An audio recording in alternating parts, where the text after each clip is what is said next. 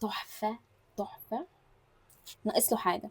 النهارده هنعمل ليمونادة منعش جدا، مكونين اتنين بس. الوصفة دي يفضل الليمون الأخضر وحجمه يكون كبير، بس هو ده اللي أنا لقيته يعني. والمعظم الريسيبيز للموضوع ده بيحطوا الليمون بقشره، بس أنا هقشره لأن أنا بحس إن الليمون لما بيتحط بقشره بصراحة بيمرر العصير جدا. عايزين تقشروه تمام، عايزين تحطوا الليمون بقشره تمام، بس طبعا نغسله كويس جدا ونشيل الأطراف بتاعته اللي هو من هنا ومن هنا.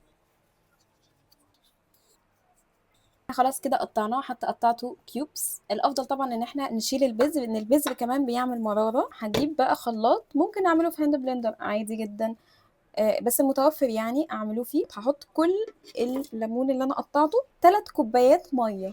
عايزين تحطوا ميه عاديه وتحطوا شويه تلج، اللي انتوا عايزينه يعني.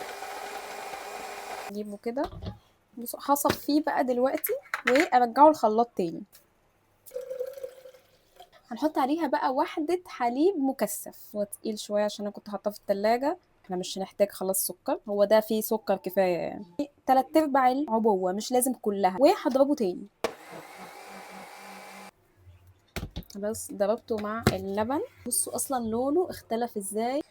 نعبيه بقى، بصوا. نحط له بقى ليمونة كده. بصوا بصوا. والليمونادة بتاعنا بقى جاهز. تحفة، تحفة. ناقص له حاجة، شوية تلج. مفيش اي مراره. الكوندنس ميلك او الحليب المكثف حرفيا واخد الليمون في حته تانية. هو فعلا مش ليمون، هو ليمونادة.